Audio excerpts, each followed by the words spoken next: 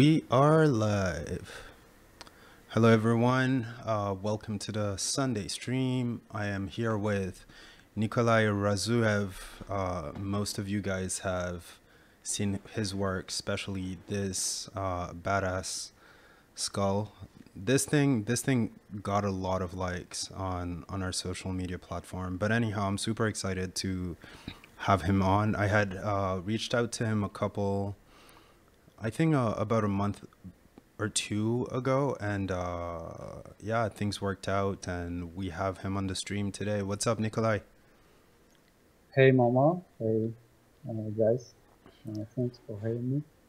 Just as usual, checking with everyone. Just let us know how the audio is. Is everything good? You can hear my voice properly. Nikolai, if you wanna say a couple words, perhaps start by introducing yourself, and we'll use that as an audio test. Yeah, sure. So I'm a concept artist and matte painter from Russia. Okay. Currently I'm working for Chinese animation company in Shanghai.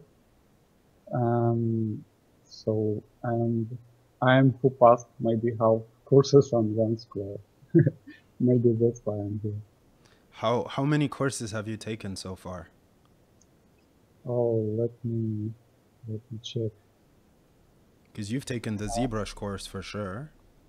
Yeah, I took just a new course of John Sweeney, also Alex Sweeney class, Yeah. a matte painting class, environment painting of Mache, narrative concept art of Gemma, and 3D concept design of Gemma, and futuristic character design of Mache. So almost half, yes. Okay. Nikolai, people are having a bit of a hard time to hearing what you're saying. Perhaps try to get closer to the mic and speak a little louder, because it Yeah, does. Yeah, this sounds better, and I'm actually going to boost the sound of your audio too to help out a bit. Okay, so yeah. that should do it. What's up, Aaron? Mike, thank you guys for showing up. Yeah, Nico, I wanted to talk to you about your art education. Did you study at an art school or something, or um, did you are you self-taught and everything? Because I saw just from looking at your portfolio and everything, like you've taken Learn Squared courses. You've taken courses with Mark, I think Kolobaev, Yeah. and a few. And basically, on you've been on every educational concept art platform. It seems. Yeah, basically, I try to pass all courses that is available. Okay. I, I'm completely self-taught. I never uh, learned at art school or something like that. Mm-hmm. So internet, it's my school and education. That's pretty awesome, man. And I have to ask you, Mark Kolobaev, all of his courses are in Russian, right? Unfortunately, yes, but he promised that it will be soon in English. So hopefully English speakers can If you guys pass. don't know who Mark Kolobaev is, he's a super talented concept artist, and I believe he's from Russia as well. He lives in St. Petersburg, and he does amazing work. Like his work looks really top notch, and he's super talented, and he's been doing a lot of amazing. Yeah, he's awesome teacher also. Yeah, he's been doing a lot of amazing work, like teaching concept art within generally in Russian, which is amazing because a lot of art school offer their content in English, and he often goes and people are often asking, can we have this in different languages, whether it's French, whether it's in Mandarin or anything like that.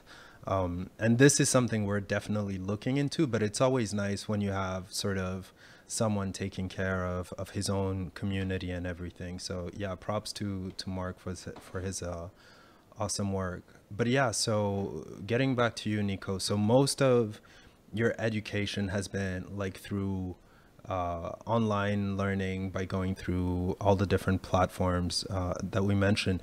Did you have how'd you call it? What was your what? Where did you start? Like, how did you get into this? First of all, how old are you, if you don't mind? And can you talk a Yeah, little yeah. bit about your journey getting into concept art?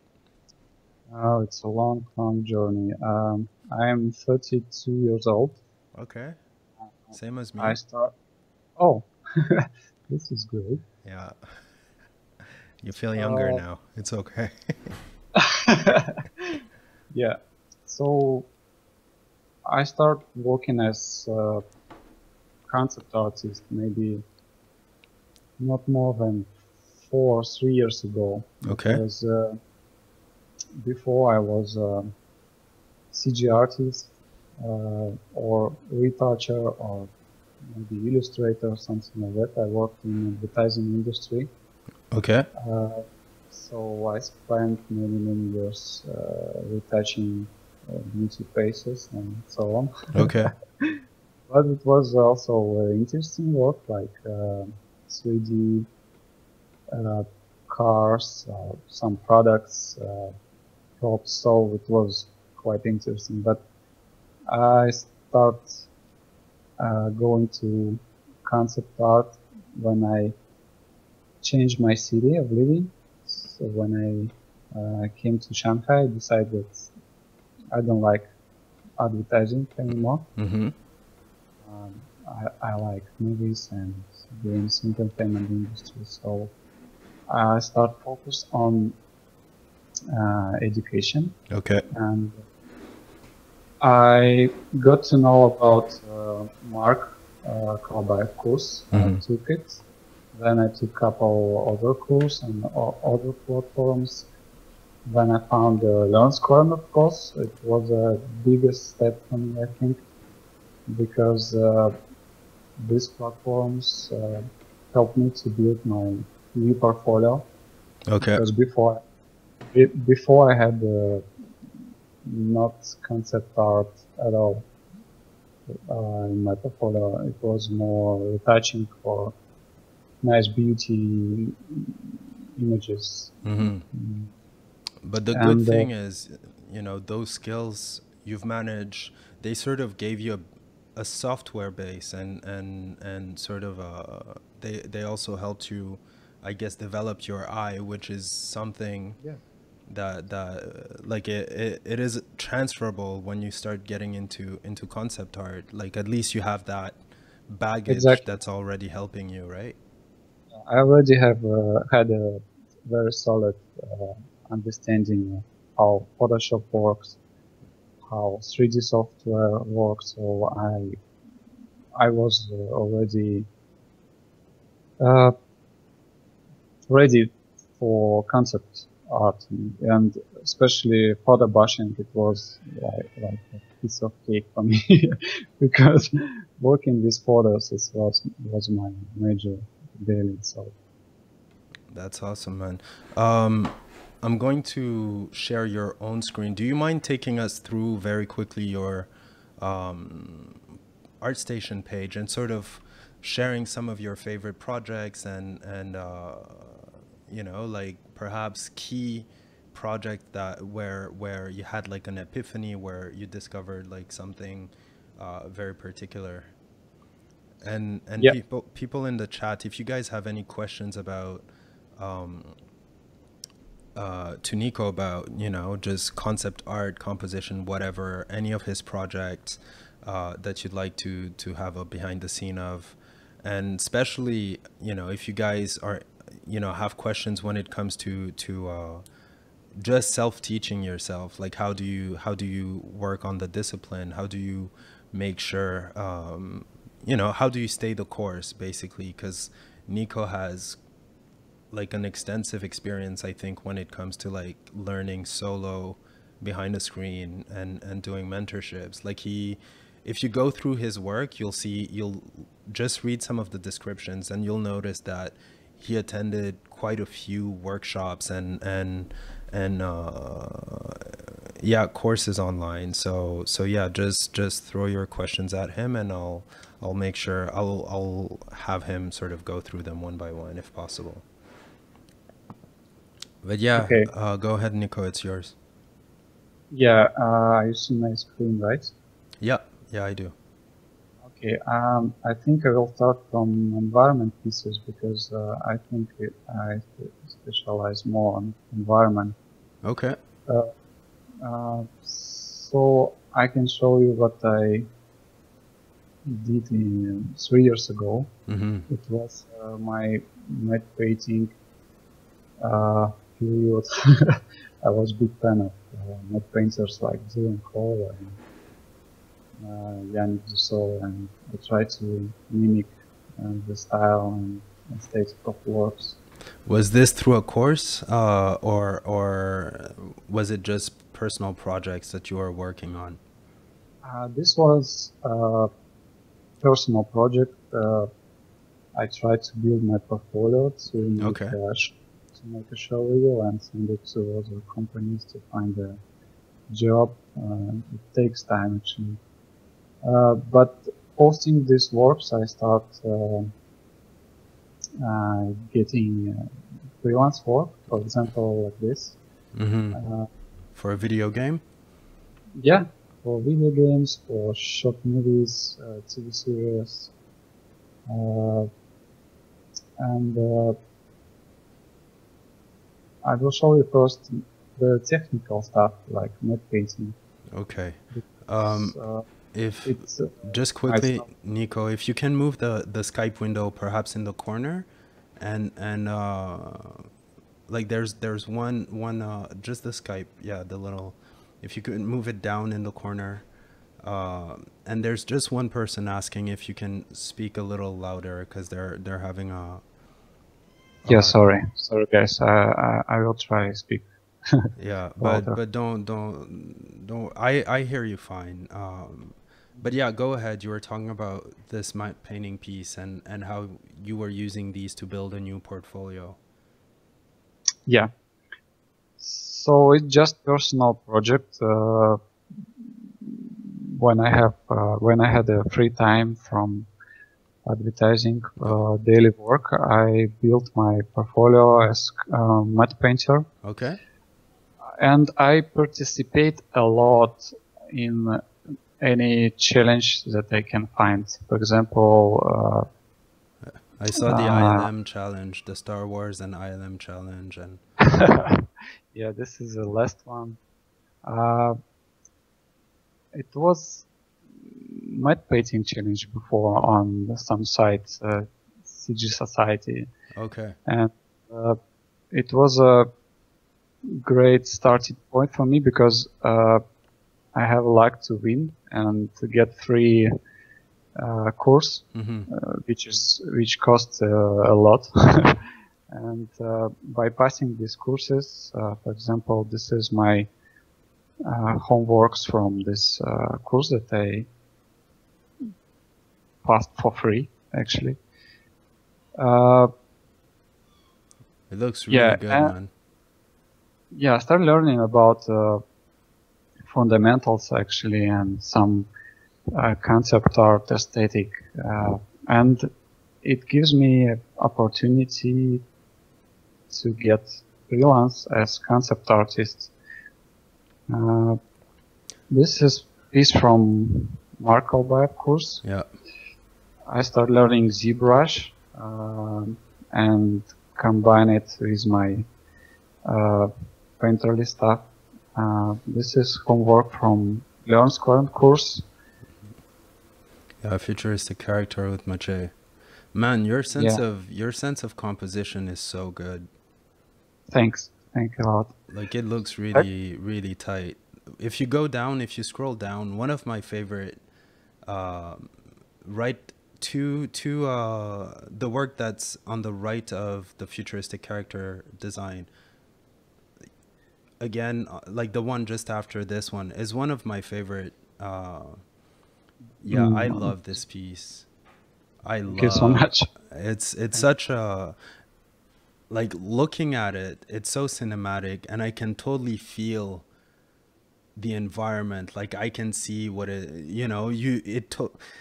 it reminds me a little bit in how some of the matte painting in Oblivion is so good and realistic and fresh, and just having like the top of these weird conical mountains like disappear under the sky. You're just trying to figure out what does the other end of that looks like. It looks so good, man. thank you so much. Thank you. Yeah, I I'm like. because I'm going through Max's course. This is one of the pieces I was like, okay, this looks really really good, and that was one of the pieces I was analyzing. Yeah, it's awesome course, by the way. So, and about another course on LensQuart. This is more about environment again, but it's 3D Dramas, yeah. 3D course. I started learning 3D codes. It's very awesome software. I think it's one of my favorite 3D software now. I'm using almost daily. Do you use it, like, do you still use ZBrush? Or I don't use Yeah. any of those, so I'm not.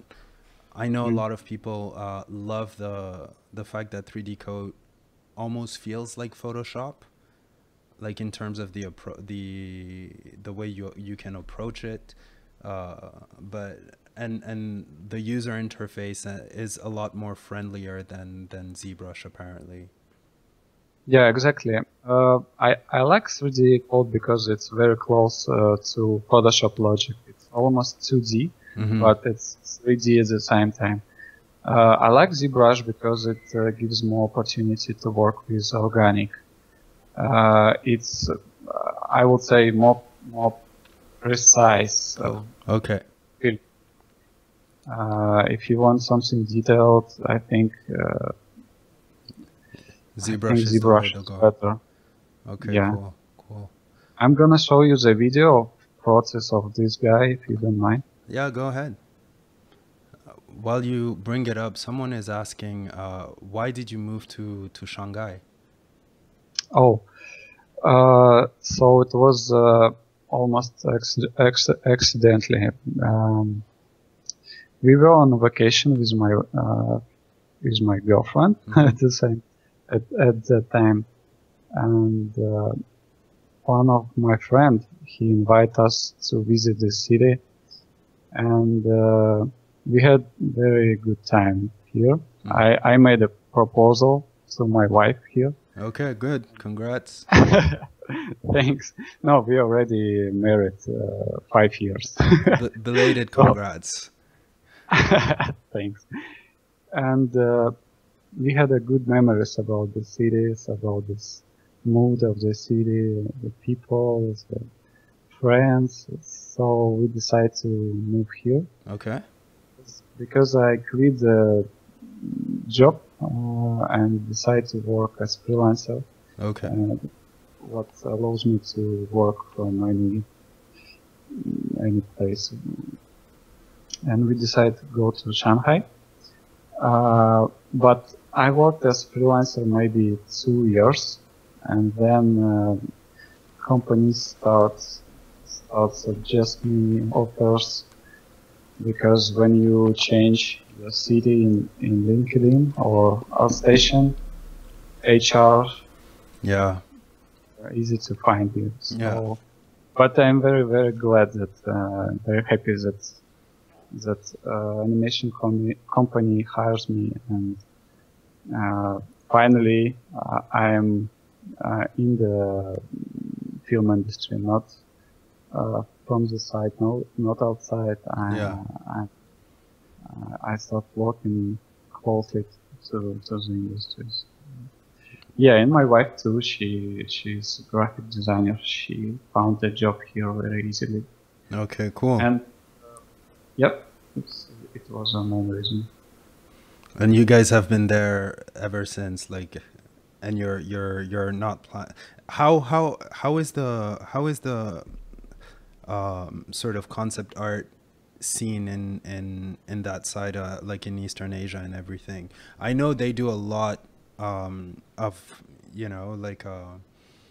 like the movie scene is very big in terms of special effects, VFX, and all that stuff. And the Mhm. gaming industry is big too, right? It's huge actually because the Chinese market I think It's is the biggest. biggest. Yeah, it's the biggest in the world. Yeah, and here's a lot of awesome artists which we even know because they not post the works on ArtStation Yeah. because of gap of language and all this stuff, and they are awesome. Film industry start growing rapidly, Mm-hmm. and many companies they hire people. So I think uh, now it's very good time for good artists for any people actually. Awesome, man. Awesome. Let me just see. There's another question for you. Um, this we can answer. Like, we'll get into some of your projects. If there's any project you want to open up at this point, we can do that. Yeah, And you can introduce it, because Aaron's asking, what is your overall creative process, and do you have different processes depending on the project you're working on? yeah. About my creative process, I will tell you a bit later because Okay. I think I will start from this guy because it was on the banner. Yep. So it was a homework for the course. Uh, During this class, I made a lot of 3D sketches. Uh, I like these sketches because it was a level up for me. Uh,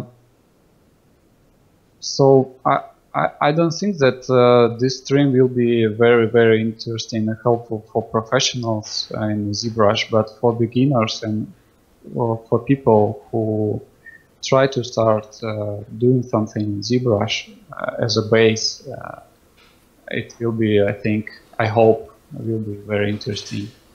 So these sketches during my class on Dot Squad with Alex Figini. Yeah. Some organic, some hard surface stuff.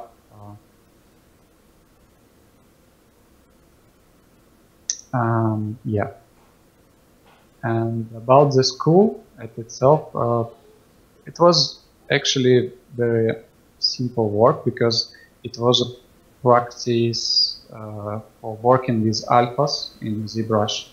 So, and I cheat a little bit here. I just download the real skull from internet. Yep. It was some anatomy site or something like that. And I just increase the details and the idea behind it. It's make it robotic, obviously. So nothing very special. One of the But comments you got on Instagram, I remember, was people like the material choices yeah, you made. it's one of my basic rules. What I like to work. It's rule of three. How they call it, I don't know. So I like the number three. So here's almost three materials, like a white, shiny material. I will show you the details. So it's a white shiny on the top, gray matte on the middle, and black shiny on the bottom. Okay. and teeth, of course. So if you make um, not a lot of materials, like 3 or 4, it's enough for reading. If it will be more than 3 or 4, it will be messy and it's very hard to read. Okay. And also the masses and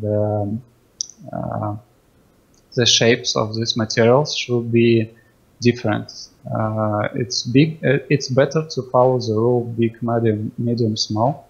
Okay. Like big white, medium gray, and small black, for example. Yeah. So all these shapes will work for materials too. And the extra details like this, it's adds just extra details. It make more believable. Yeah, like yeah.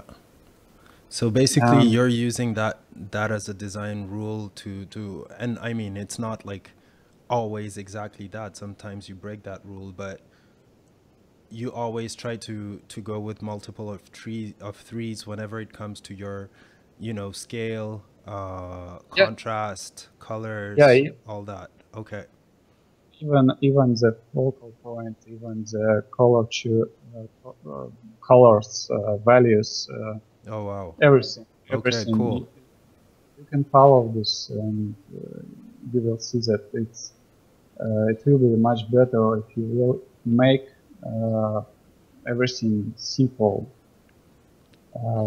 It's just my opinion. I'm not force you to do it, but it makes my life easier.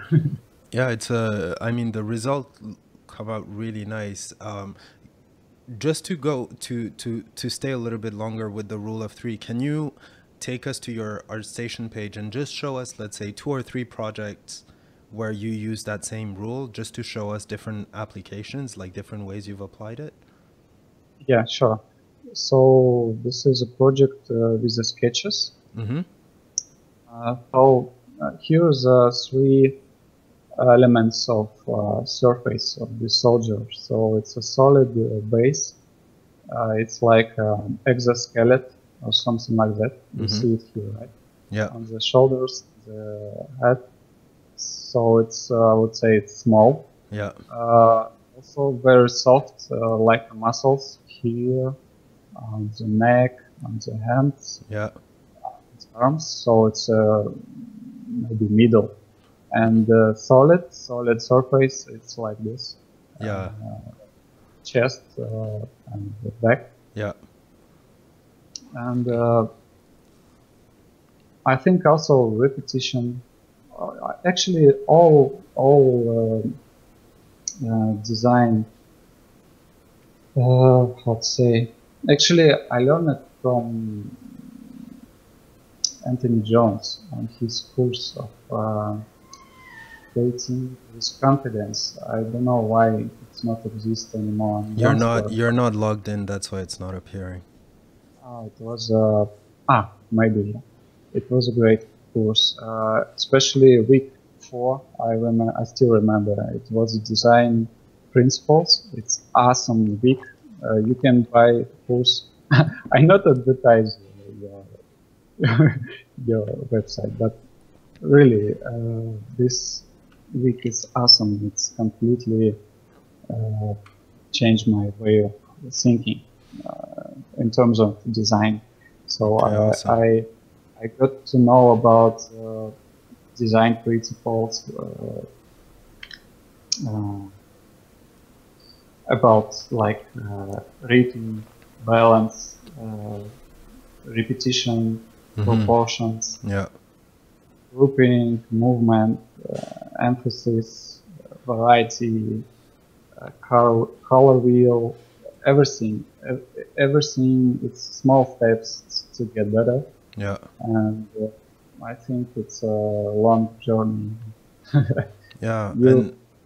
Even if you think that you learn it, if you start learning from another teacher, yeah, you realize that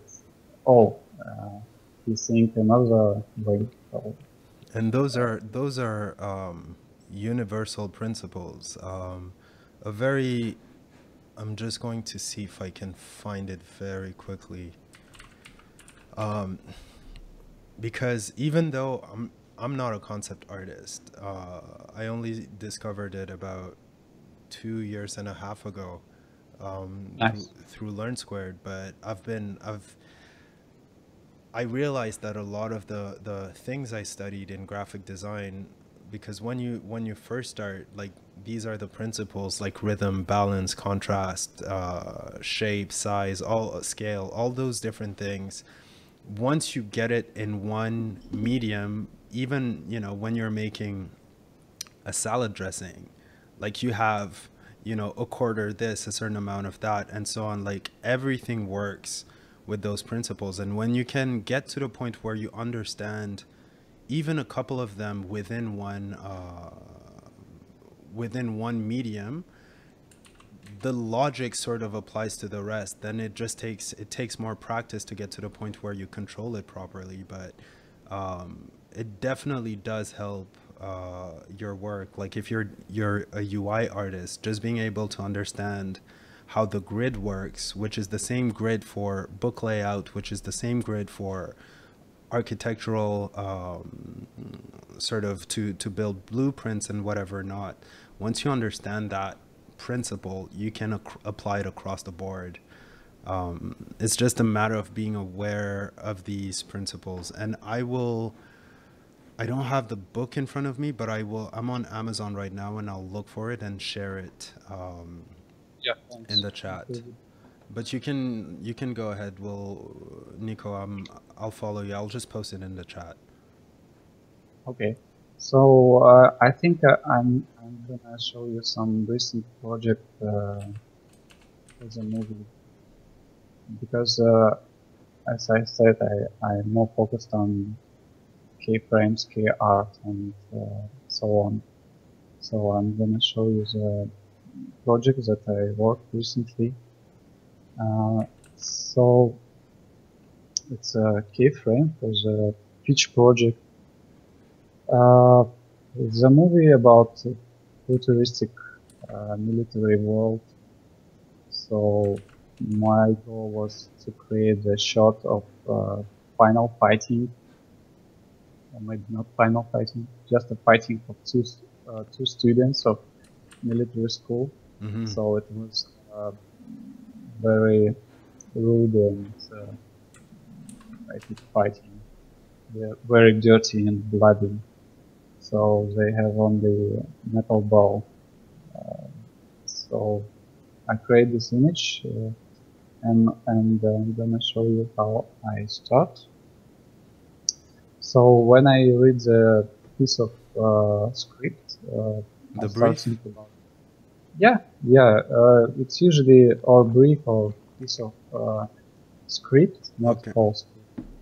And because it's pre-production, it's pitching, so you have some kind of blue sky to your ideas.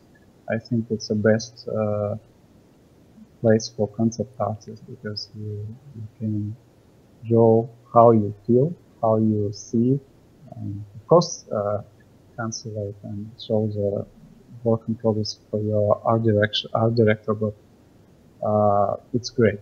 I like it. I like pre-production. I'm working now on pre-production. I'm very happy. So this is my first composition sketch. I start working with the colors, and I decide to push it a little bit more, because I had time to make it in 3D, to discover another composition, camera angles, and so on. Okay. I built this 3D environment with characters. Yeah. Actually, these characters who work in DAS, they see that it's a So character from. you're using DAZ 3D to sort of pause the characters and everything. It's perfect for quick posing. Okay. it's everything what we need for quick posing. It's super fast. So I'll create these shots. I can show you how it looks like in case shot if you're interested. Uh, I think this approach it was very uh, convenient because at the final I had a lot of different composition. Yeah, it's a little bit, I think the approach reminds me of how Jama sketches in 3D. Like he does one piece of artwork basically, but then because he has access to a camera, it's easy for him to change the angles, change the shots, and end up having several composition for one basically for one artwork. Yeah, exactly. And because this is movie, right? Why not to work with cinematic features like camera, like lens, like everything else? And so this is 3D base. Yeah.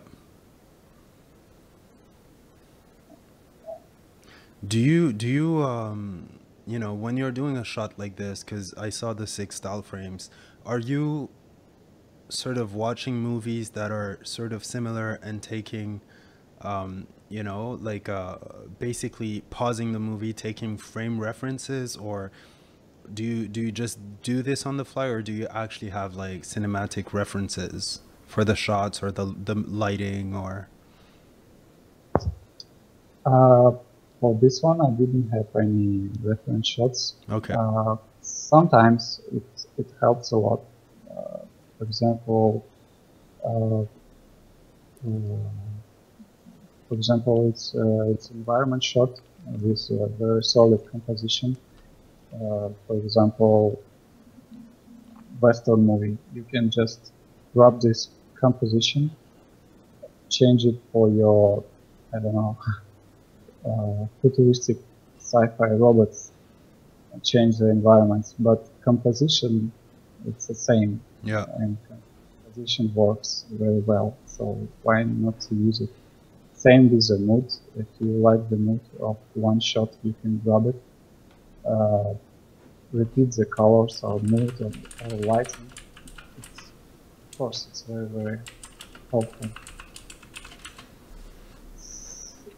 Also, I work with the characters. Mm-hmm. Oh no, I'm gonna show you some sketches. So while we exploring the environment, I made a bunch of sketches how it looks like. It was like big stadium, but director didn't like it. It was more like a cave or something. That's pretty awesome. And the characters, I worked in 3D code and K-shot. Of course, I finalized it in Photoshop. Mm-hmm. So this is the soldiers.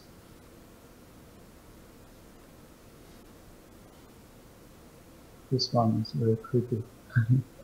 You said that one is very crooked? Creepy. Oh, creepy, okay.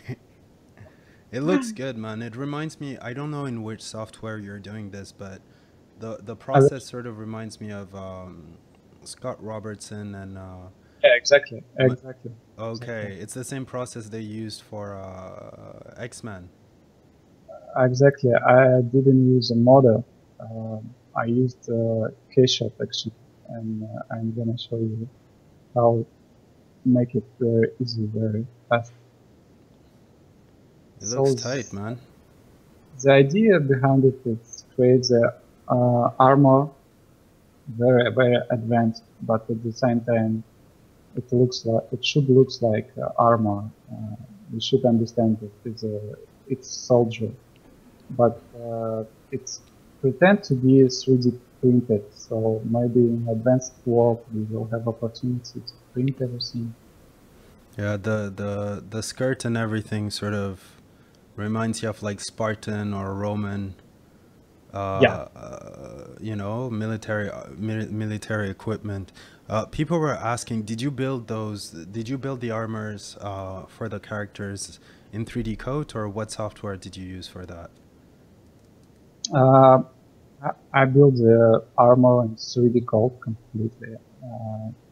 So actually, mm, I worked with soldiers that I built for previous project. Okay. So the logic behind this project is wait a second. I think it's not the same. So again, I grabbed the soldier from the dust. It Yeah. was naked guy.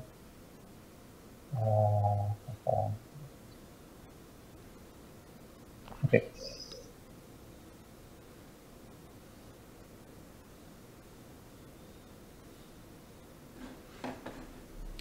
Yeah. So I established the environment, lighting. Then I just repeat this model and start working with materials. And in Keshet, you can change the texture. And if you choose the texture like this or Okay. something. So you just turn them grayscale and sort of make maps out of them. Yeah, I will show you. So you're choosing the black and white alpha. Yeah. And then you can Then change yeah. Yeah, man, like if you guys haven't watched, if you go to Scott Robertson's YouTube channel, I believe he has a video where he explains this process, and he was working on a contract with a shoe company, sport shoes, and basically with this process, he managed to basically output like hundreds of designs just by downloading images on the internet and sort of using them with the exact same process to come with like results you could never come up with if you were to paint, because you're literally letting the computer make decisions about that. So you get that sort of very random result, which is really cool to if you're doing iterations. And Mache used that same process when he was working on. I'll post the image when he was working on X-Men. I'll just go to his website. It'll just take me a second, and I'll show you the soldiers he made with it. Unless he doesn't have them online. Yeah, here it is. For X-Men Future Past. For these guys, Mache used that same exact process, but basically on top of it, he would, how'd you call it? He would clone items and use instances and symmetry to sort of have these randomized elements. It's such a cool process. Yeah, sometimes, when you experiment and find all these cool little techniques that basically take, 10 seconds to set up, but give you results that you couldn't possibly come up with if you were to sit down and do it from scratch personally. yeah, I think sometimes it's just impossible to draw some kind of Yeah, crazy details yeah. from your head. So these are the characters? Yeah, I will see my screen. Yeah, your screen is on right now. So I made a lot of different renders from Kshot with a bunch of different alpha maps. Yeah. Then you go to Photoshop and masking it as you like, adding details from real soldiers, like pockets and shoes or something like that. And by mixing it, you create something unique, something interesting, like this one. Yeah. I think I think it's impossible to draw it. It's almost like chainmail. Yeah, and this one too. Yeah, it looks so tight, man. It looks super tight. But it's not me, it's computer. Yeah, which So, is great, right? yeah, computer makes our life much more easy. Uh, so, you saw the final results. This is my reference for characters. When I draw the characters, I like to imagine who can act, who can play these uh, roles. Mm-hmm. So, I think it gives you direction of Okay. the maybe maybe something fits to, Wow. I don't know. It's, for example, in this, I like the haircut. I just got this haircut and I'll show you. That's next level. So you literally need to find, you need to be able to picture like who the character is and then use that to sort of, Yeah, why not? Why yeah, no, not? it's, I mean, it's logical and it totally makes sense, right? It's. I think it's good to pretend to be director for a Yeah. couple of minutes. Why not? Yeah. So that's a, Uh, that's definitely a tip for anyone who's into, at least who's getting started into character design, you know, if you're building a soldier or something, like trying to figure out, you know, like who is that character, you know, like Daniel Craig, you know, like Tim Hardy, whoever, like who is that character that you think would be great to play whoever you're building. And you see it if you guys remember the latest Call of Duty with Infinite Warfare.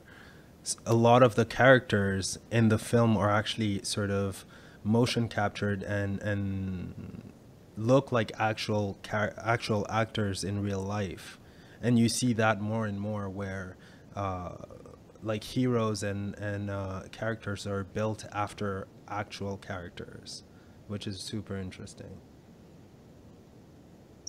yeah, and this 3D models from Keyshot, we are closer to mine idea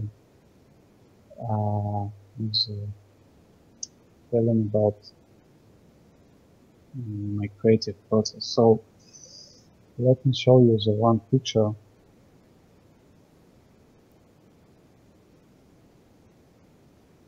So you know what is it, right?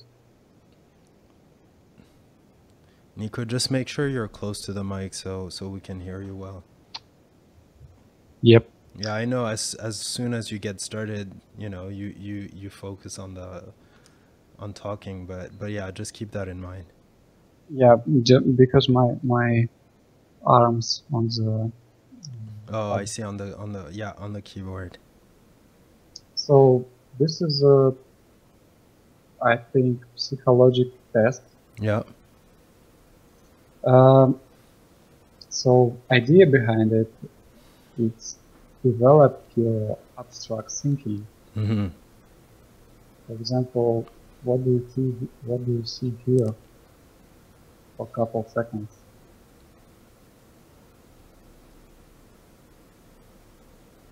So you And use this Rorschach to sort of push your abstract thinking and getting out of the box. yeah, for example, in this flash, I see the guy with the helmet. So you already see his face or something.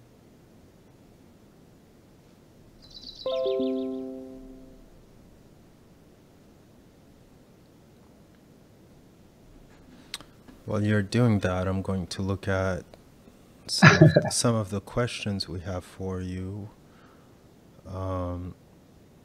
Someone was asking, do you use ZBrush for environments? I tried once, and I think 3D code is better Okay. because it has more precise alpha tool. Okay. You can download the map from the internet of some mountains or something like that, and you can extrude it in 3D code. And the weight of the file is not super heavy. Maybe it's possible to in ZBrush, but for hard surface and for walls, for example, for floor like here, I used 3D code because I feel more comfortable in 3D code. It's, So this environment was built with 3D code. yeah. Okay. I had a screenshot from the Unity, I guess, but I cannot change the camera angle, so I reviewed it in 3D code very fast and Gotcha. render it. And Let me see what else we have.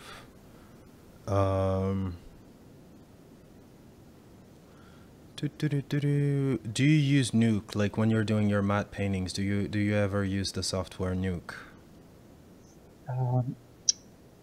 I remember that I took a class from matte painter, great artist, Igor Starostin, and he taught Nuke, and I remember that I was using the Nuke, but it was only during my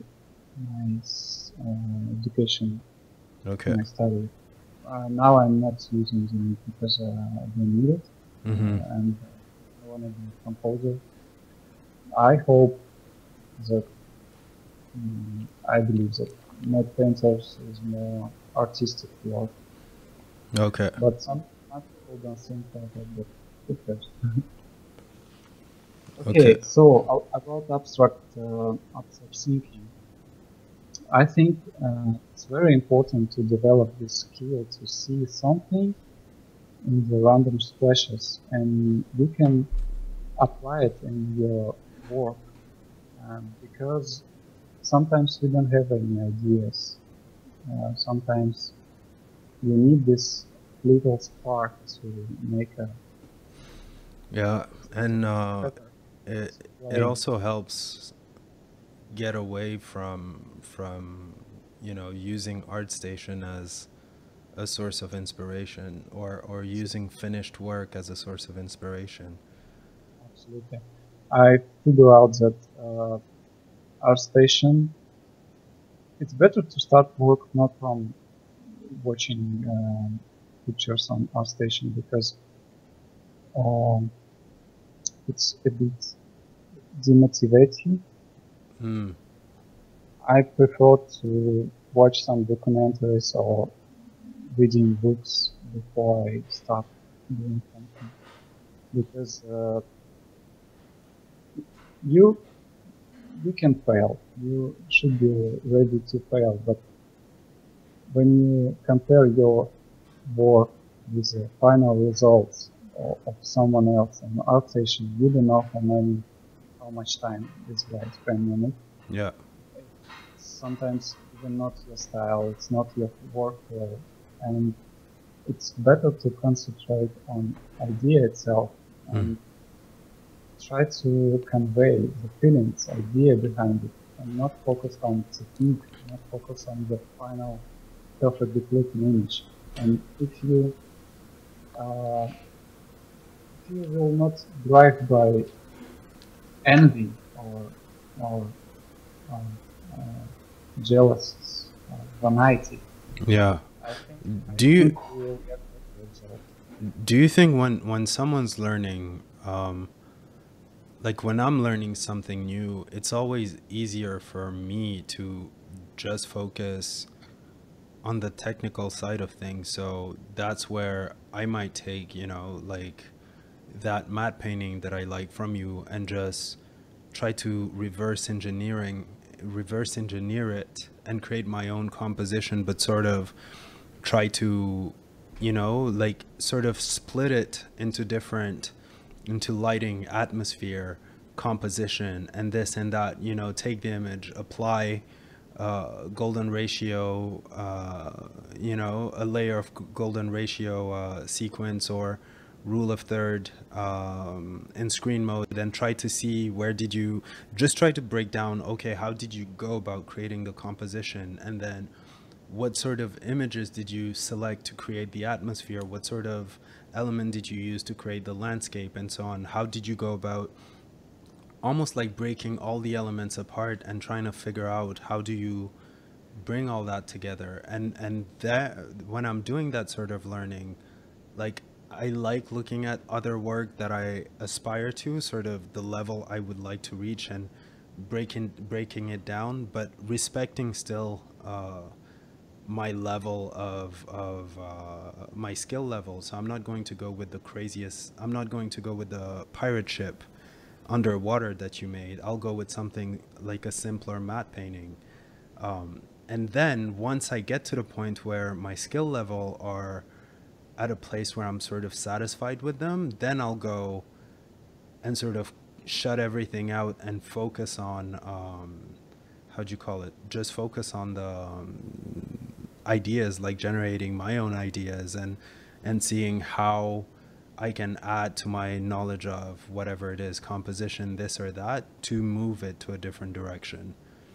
I find like it'd be interested to also hear about what was your learning process? Because you came from advertising like me, but you sort of went through all Oh, these courses and everything to build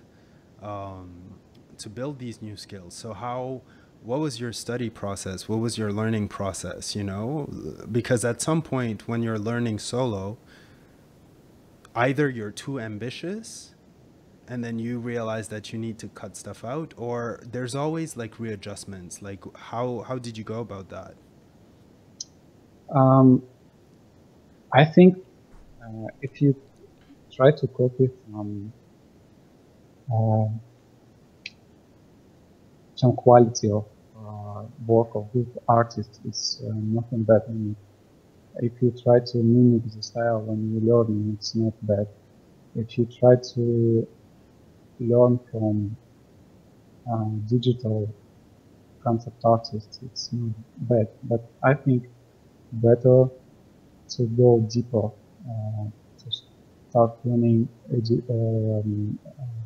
fundamentals.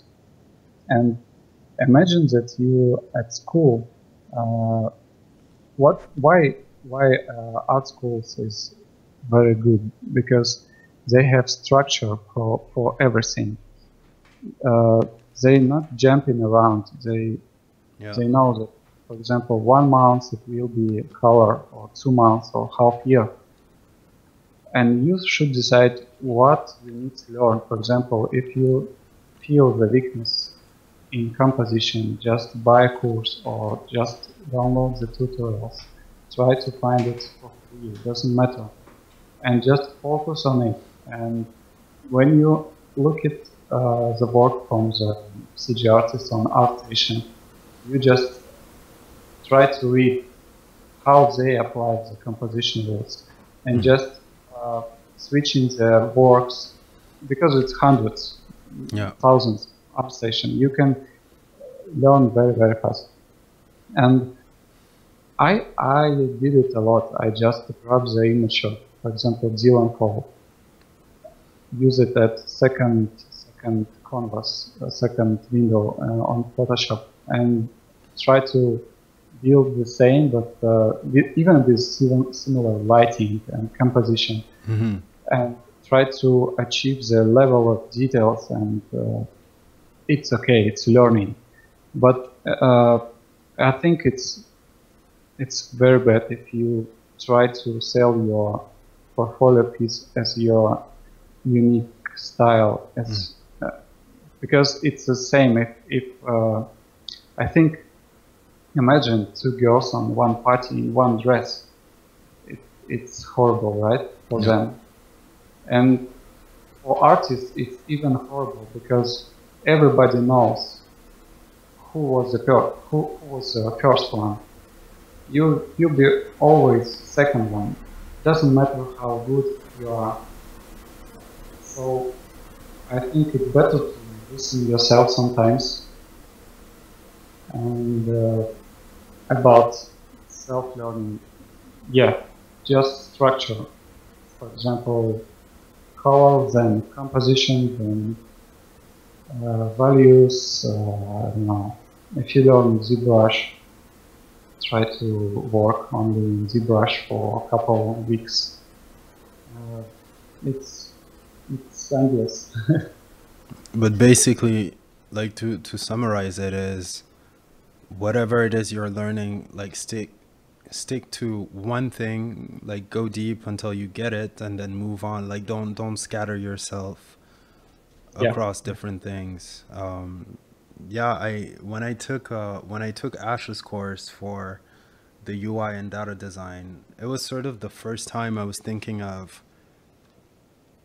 I was using sort of Photoshop to create like depth, like almost like a 3D scene within a 2D platform. And I remember I had to take like some time off of the course just to go and learn more about composition in painting or things like that, just to get a sense of how do you work with basically XYZ axis within a poster. You know, how do you, it's easy within a 3D software, but when you're dealing with Photoshop, how do you create that? And that's where, again, like principles like rule of third, or how do you call it, like balance, scale, all that stuff comes to play. And just selecting a couple rules and applying them gives you that sort of pathway to getting to that image that you're looking for. I spent so much time wasted. I remember when I was trying to learn Cinema 4D and doing, tutorials. I remember I did this Essential Cinema 4D on, what's the name? I think it was Plural Site, but it was like a massive tutorial. So you did everything from like modeling to rigging to this to that. It's like 13 hours. You finish the course, you have a great image because you followed the tutorial, but you can't remember half of the first part because you did pretty much everything. So you didn't really focus on a specific thing to get better at color theory or composition or lighting or texturing or yeah, it was a mess. Like every year I would come back and learn and start from scratch more or less, until I decided that's not working. Yeah, I think it's good to find a good tutorial with not technical lessons. It's more about artistic lesson, artistic decision, Yeah. how to think on the way. This is my favorite rule. Kiss. So yeah, so this is mean keep it super simple. I try to follow this rule every time with everything, even in my life.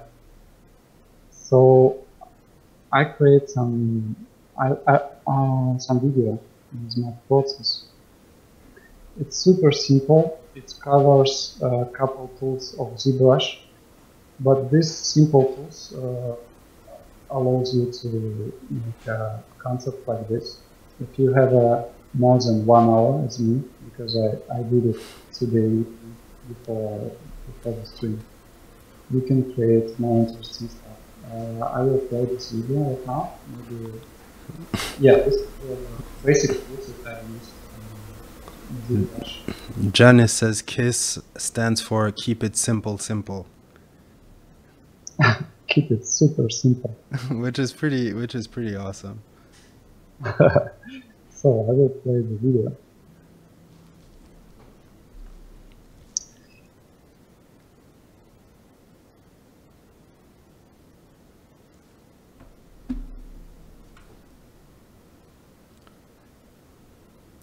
So when I start learning ZBrush, I figure out that this interface that as default is super inconvenient. And it's better to use someone else interface or create your own. So Okay. this interface from the course of Alex Pigini, Yeah. I think it's very, very useful, very convenient. So I start from the just a simple sphere. I will not very deep in the modeling or sculpting. It's like a sketching and like in sketching in Photoshop, and we're thinking very abstract, as I showed before on my sketches in Alchemy and Photoshop. You should open your mind, just maybe calm down a little bit, because it's just a study, nothing serious. Yeah, it's like a jazz. You just think on the way. It's like I don't know. It comes from your brain, and I think brain take it from your from the space. So it's from nowhere. It's abstract thinking, and I like this approach. It helps me a lot. So this first tool, it's Cloud Build Up. Okay. It's like yeah, and I limited myself for 5 minutes for the base of the main shape. So Okay. it forced me to work faster and make decisions very fast. Yeah, and it's just random brush strokes like in Photoshop. Of course, I think about futuristic helmet. I know that I want to draw something futuristic. But I have no idea how it will look like. And who cares, actually? Who will know how these pieces will look like? It should look cool, right? Yeah. When drawing something futuristic, something, you should just follow your inner voice. So as you see, I'm working almost in thumbnail size, super small. Yeah, you keep it small just to not like waste time on details and secondary things when your foundation isn't even solid yet. I don't think about details now at all. Yeah. I think really about main shape and main proportions. Yeah. It's we have a saying in Russia. It's flight of the fantasy. So you don't think about exact things. You just think about you just enjoying the process. You just try to find. It's actually it's happy accidents. It's totally happy accidents. But that is, I find today with, like you were saying, having ArtStation and all these different things, it's like a double-edged sword, because for someone who sort of knows himself and knows like their pros and limitations, like something like ArtStation can be a catalyst to sort of push you to go further, to work harder and everything. But for others, like you mentioned earlier, it can be so intimidating. You're watching this and thinking, oh, these guys are too good, like there's no way I'm going to get there. So you sort of let go. And also the like the problem where people might be technically savvy and technically good, but that idea generation is lacking. And then you Yeah, just find yourself looking at ArtStation, sort of mashing it's the three, four same, concepts, same, and you know. same as this. It's the biggest problem, I think, because I don't know why people still doing robots, chicken robots, uh, maltings. It's super cool, but now it's a lot of artists. You should be different, I think. You should have your own voice. You should.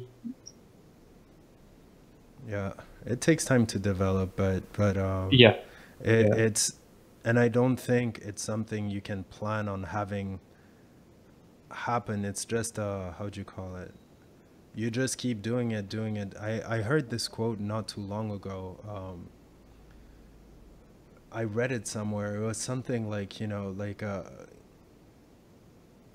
something like good idea or progress happens like during work. Like the quote itself was much more eloquent than what I'm saying, but basically the broad lines was that it's when you're actually sitting down and working and you know, pushing yourself and being uncomfortable that you know, the that good ideas and basically the learning curve, like good ideas and the skills like are learned. You come up with good content while you're creating content, not by thinking about it and sitting down. Yeah, it was something in those sense. I'm rambling a bit, but yeah, man. Anytime I sat down and focused on the process and not a final result, I got way Mhm. better results and learned Yeah. more than when I was trying to do something very specific, and then you're fighting against your own skill limitations, getting frustrated and working on it 2 3 weeks and then letting it go halfway and so on. Like you end up wasting a lot of time by being overly ambitious.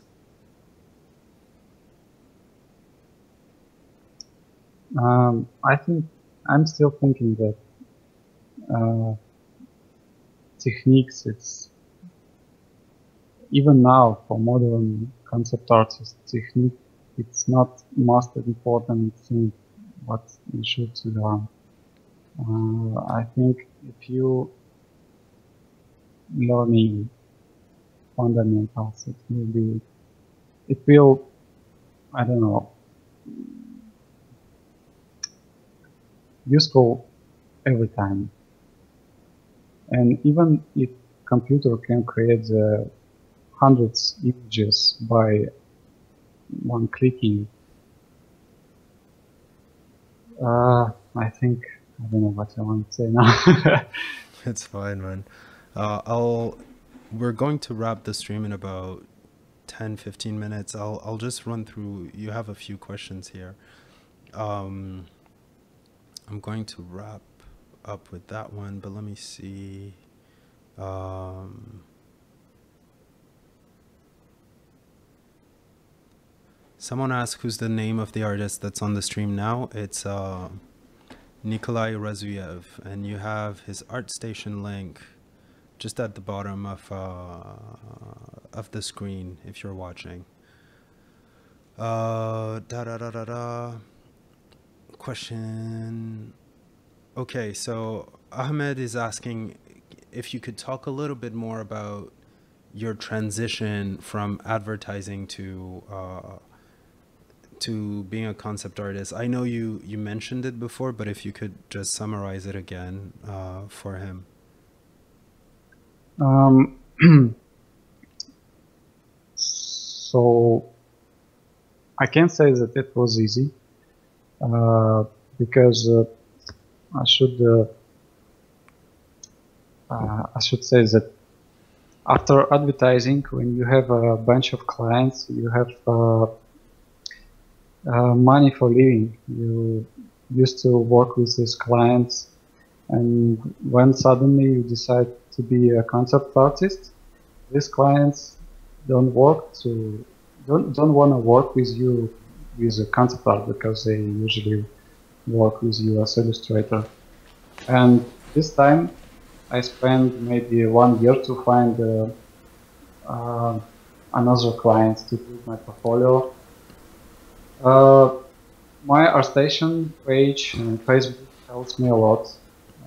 I think it's a main sources of my clients and of my freelance So people job. hit you up on, basically send you proposals for contracts on through your ArtStation page? Sometimes through our station, sometimes directly in Facebook, sometimes through email, sometimes on LinkedIn. I don't have a Instagram. Maybe I will. Yeah. And most of your, like, are most of your clients right now from China, or are you working like internationally?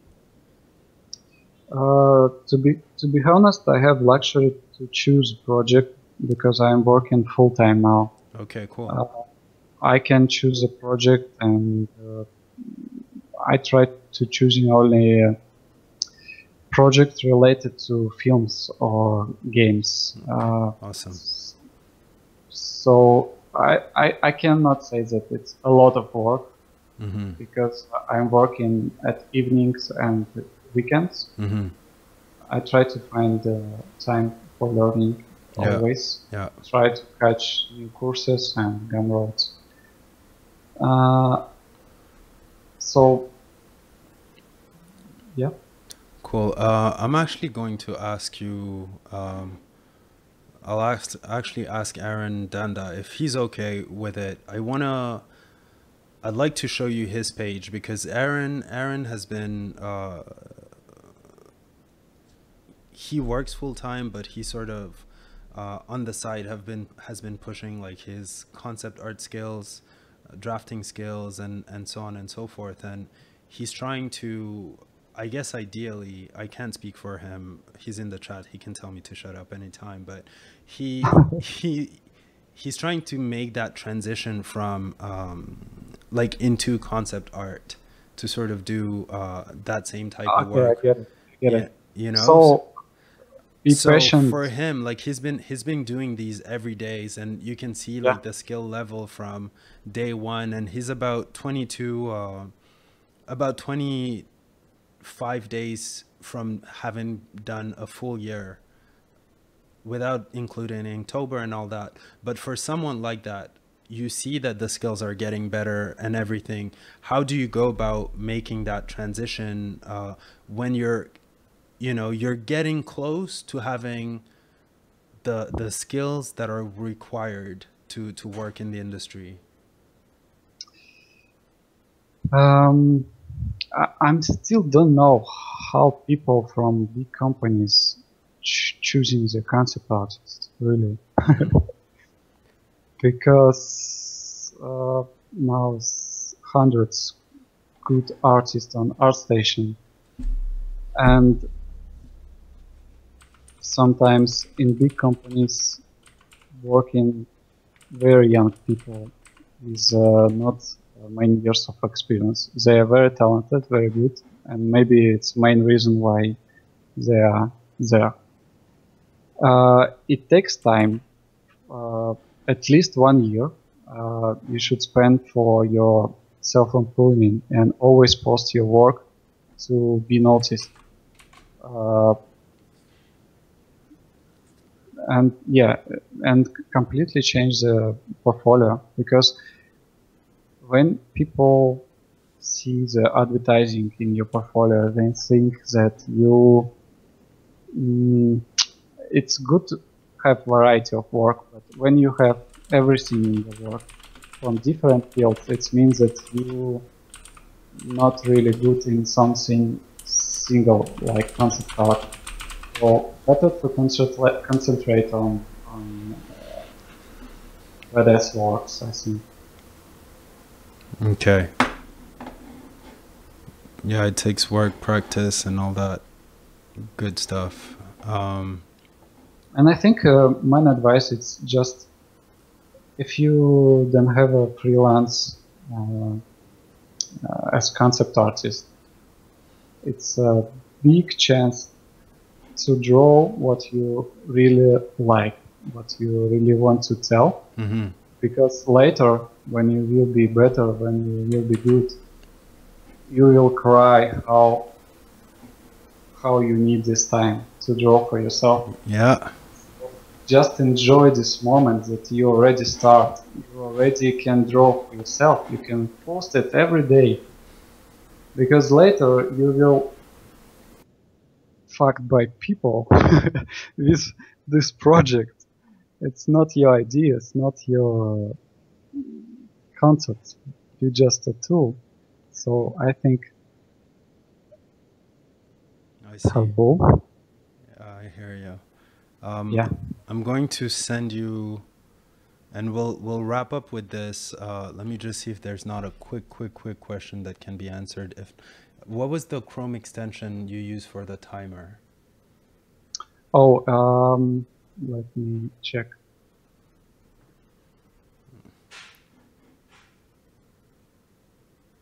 Its name timer. And what I'll do? You can just choose the time to limit. For example, 5, 10, 1 minute. Do you know what the name of the extension is? I think it's just a timer. It's a name. Oh, okay. But I'm not sure. I'm not sure. There you go. It's called timer. Yeah. Timer. That's it. Nico, I'm going to send you. Let me find it. I'm going to send you Aaron's portfolio. I just sent it to you in the chat. If we can, we'll wrap up with this, people. But if we can look at it and just sort of whatever tips or whatever, you know, if you see this, like you're basically on the same path as him, but you're more ahead. Like, what sort of tips or advice like would you give him, like to sort of help either, you know, complete some foundation skills that you feel are missing, or push just basically how does he bridge his position now to starting freelancing or getting that first gig? I see a lot of cool works on his portfolio site page. Yeah, he's really into vehicle design and yeah, you know. Yeah, I see that he very focused on hard surface vehicle design. I would suggest him, if I may say, right, maybe focus on more design, not on cool looking pictures, maybe, but it just my thought. Because sometimes I feel confused. You can click on them, I'm sure, too. Yeah. Yeah. And I think he can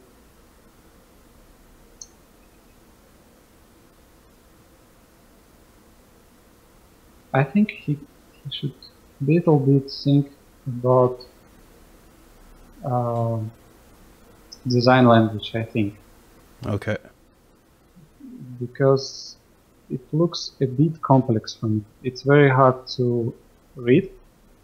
It's very good. It's super cool. I like it. But when I close my eyes, I don't remember anything what I saw. Oh, wow. Okay. Because even I think the best one, this one, it's very memorable because I have, it relates to Star Wars, of course. Yeah. But I like the simple shape. I like the idea, and it's very easy to draw it on the paper, repeat it. Yeah. It means it's good design. It's readable design, and this design it works very well.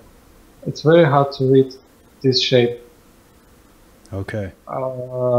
If you make it just like a shape, I think it will be maybe a bit simple. Just I don't know. But you think one thing he could focus on is really like shape, like design language, like shapes and proportions If I and can, if I can suggest, really, I'm not a vehicle yeah, designer. yeah, yeah, It's yeah. just my personal opinion. Mm-hmm. He's a great artist. It's just my suggestion. I don't know.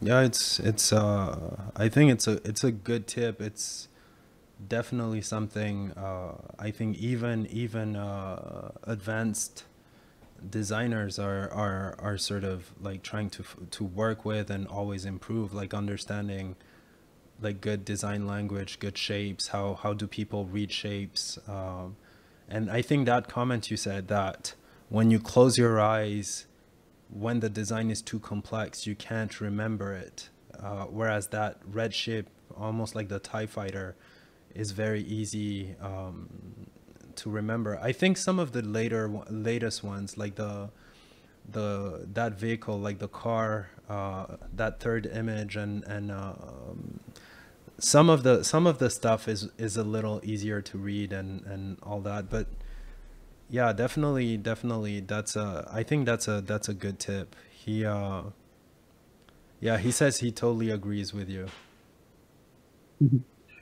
But I also failed this competition from ILM, so I'm not good vehicle designer. It's fine. It's fine. But I like his some sketches like this. Yeah, this is I beautiful. I like, yeah, this is beautiful. I like that he not tried to repeat someone else. I didn't saw this style. It's with lines, Yeah. but the lighting at the same time, and it's it's more about design. It's not need to show reflection, textures, and so on. Mm-hmm. Uh, so I like this. I think decisions when you design something is important. Awesome, man. All right, people. I think we're going to call this one a wrap. Uh, Nico, do you have anything you want to show before we leave, or any last comments you'd like to do? Yeah, I have some. I want to ask you of something. Yeah. If you, I don't know, if you have opportunity to make it real. So I remember maybe 2 or 3 years ago when Learn Squared appears. Um, all lessons were published once per week, Yeah. and it was super cool because it creates a competition, the spirit of competition. It creates a community, and if it's possible to return it, it will be great. I noticed by myself, for example, on last course with John Sweeney, Yeah. when you have all videos at at the same time at once, it's not so. It's, maybe it's possible to make two options, like who wanna buy everything, and second option who So you feel like wanna. having the lessons drop every week sort of forces you to come back every week and to try to get ready for the next week, and just makes it easier for you to stick to the Yeah, the because course. Okay. because you get classmates, you get friends, Mm-hmm. you learn with them. You just follow the post what they're doing, Mm-hmm. and you learn not only from teacher, you learn from them, Okay. and it creates really a lot of conversation and unique decisions and tips from the students, as it was on JAMA class and Mache class. So my opinion that it was better. Mm-hmm. Now it's great too, but if it's possible to make, it will be cool. Yeah, that's a good feedback. we hadn't received before. I know a lot of people ask to have everything at once, um, but and I understand that. I understand your point, and I understand people asking to have everything at once because they like to be able to just see the entire process in one shot. But I think there's also something very dangerous about that is people get very anxious about having the course. They buy the course, they look at the lessons, and and then they don't necessarily do the homework. Mm. You know, which I've seen happen, but it's a good feedback, and it'd be interesting. One thing I'm working on, and you know, while I have you guys on the in the chat, basically one thing I'm working on is to figure out a way to make the study part a community activity, where people who are studying a certain thing team up together, go through it together, share their work together, and basically grow that way together. That's how I learn. Whatever I learn, I find teammates or peers, a minimum of 2 people, myself and someone who's more advanced. And beyond that, skill level doesn't really matter as long as people want to tag along. So I do that with, right now I'm learning V-Ray, going through Grant Warwick's Mastering V-Ray course. Mm-hmm. I'm doing it on Discord with a guy from Egypt who's a beast at it, and he's basically teaching me how to use V-Ray in Modo. He transferred Grant's knowledge from 3ds Max to Modo, and he's sort of mentoring me on that. And you know, when I got started, I bothered Tim Zarki to help me get started on that. Like, that's how I work. And I'm trying, even when we started Learn Squared, we had the study sessions where once a week we would meet. One of us would pick, how'd you call it, an object, and we would all rebuild it regardless of our software, or regardless whether it was 3D or 2D. Some would paint it in Photoshop, others would model it in Blender, Modo, Cinema 4D, 3ds Max, 3D Code, it doesn't matter. And we did that for several months, and by the end of it, everyone was a good modeler. And I'm trying to get that with the community, but it also requires you guys to be proactive, to basically, you know, like, we can think of it, and I shared this with a few people, we can think of it as mini mentorships. Whatever it is that you're studying, we have the community request channels, and perhaps I'll just create a channel that's specific that says mini mentorships, where you should go if you're studying anything, composition, whatever it is, you go and you type, I'm looking for someone to assist me with this topic. And it needs to be as part of a project or something you're working on. It can't just be you coming in, hey, teach me how to model this or that. Like, you need to have a project that's going on, and you want to get better at something within the scopes of that project. So you mention it there, I'm looking for someone to help me with my sculpting in ZBrush. And then someone who has time and is volunteers basically comes to you and says, I'll help you out for 2 or 3 hours, you know, or this weekend, an hour Saturday, an hour Sunday, just to help you pass that difficulty or understand that concept, and then you're good to go again.